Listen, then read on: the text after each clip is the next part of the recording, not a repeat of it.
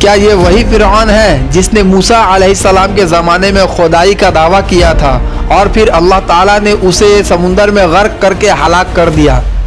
چلیے اس چیز کو جانتے ہیں اس ویڈیو کے ساتھ۔ آپ سے گزارش ہے کہ ویڈیو کے آخر تک بنے رہیں تاکہ فرعون سے متعلق پوری جانکاری آپ کو مل سکے۔ بسم اللہ الرحمن الرحیم۔ یہ واقعہ تقریباً 3500 سال پہلے کی ہے۔ فرعون کے ڈوب کر مرنے کے بعد سمندر نے اس کی لاش کو اللہ کے حکم سے باہر پھینک دیا، جبکہ باقی لشکر کا کوئی نام و نشان نہ ملا۔ مصریوں میں سے ایک شخص نے ساحل پر پڑی اس کی لاش کو پہچان کر اہل دربار کو بتایا۔ فرعون کی لاش کو محل پہنچایا گیا۔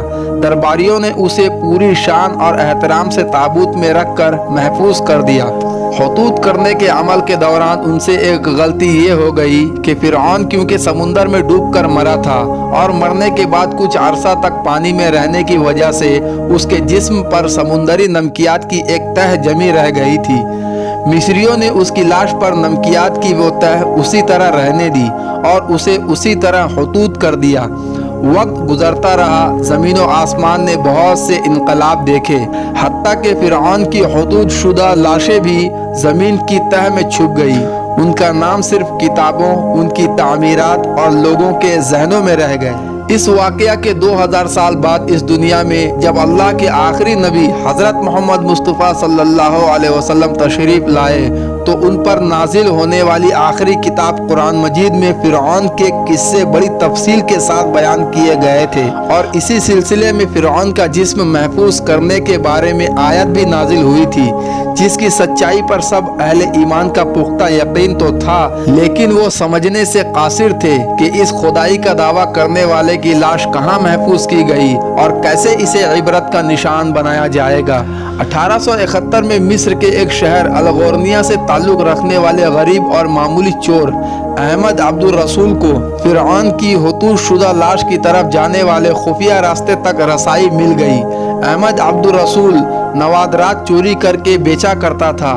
ایک دن وہ دریائے نیل کے کنارے اسی سلسلے میں پھر رہا تھا جب اسے ایک خفیہ راستے کا پتہ چلا۔ وہاں وہ نوادرات کی چوری کے لیے جگہ کھود رہا تھا کہ اسی دوران اسے کچھ لوگوں نے پکڑ لیا اور پولیس کے حوالے کر دیا۔ وہ جس جگہ کو کھود رہا تھا وہاں سے ملنے والے راستے کی جب مسلسل کھدائی کی گئی تو 1891 کو دوسری ممیوں کے ساتھ اسی غرق ہونے والی فرعون کی لاش بھی مل گئی۔ اس کے کفن پر سینے کے مقام پر اس کا نام لکھا ہوا تھا۔ ان ممیوں کو ماہرین قاہرہ لے گئے۔ جب ان ممیوں کا تفصیل سے جائزہ لیا گیا تو فرعون والی ممی پر جمی نمکیات کی تہ سے تصدیق ہو گئی کہ یہ وہی فرعون ہے جسے اللہ نے پانی میں غرق کر کے بدترین انجام سے ہمکنار کیا تھا۔ یہ بہت بڑا واقعہ تھا۔ اس کی تصدیق کے لیے دنیا بھر کے ماہرین آثار قدیمہ اور سائنسدان مصر کی طرف امڑ پڑے۔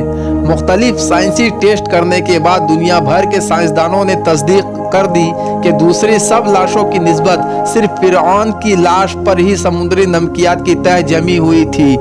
اس تصدیق کے بعد اسے فرعون کی لاش قرار دے کر عجائب گھر میں محفوظ کر دیا گیا۔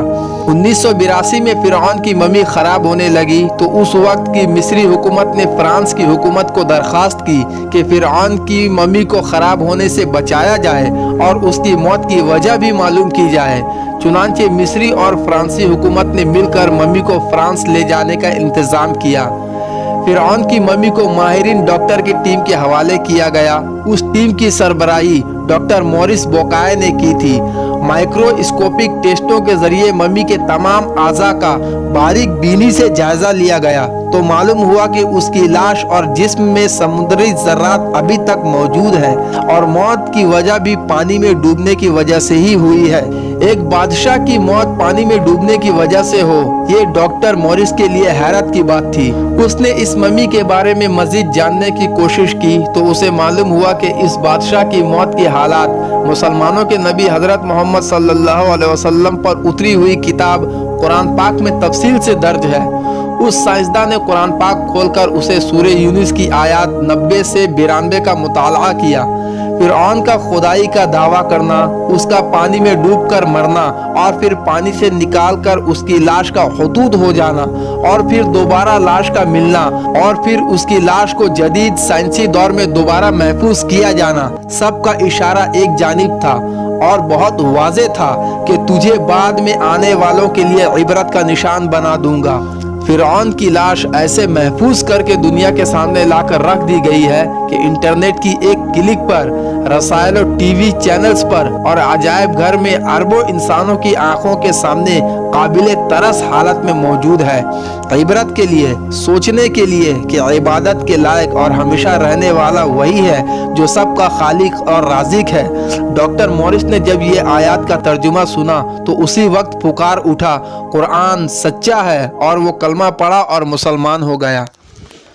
मोहतरम दोस्तों, अगर वीडियो आप लोगों को अच्छी लगी हो तो वीडियो को लाइक और कमेंट ज़रूर करना और चैनल को सब्सक्राइब करके हमारा हौसला अफजाई करना, ताकि आप लोगों के सामने हम मज़ीद बेहतर से बेहतर वीडियो पेश कर सकें। अस्सलामु अलैकुम।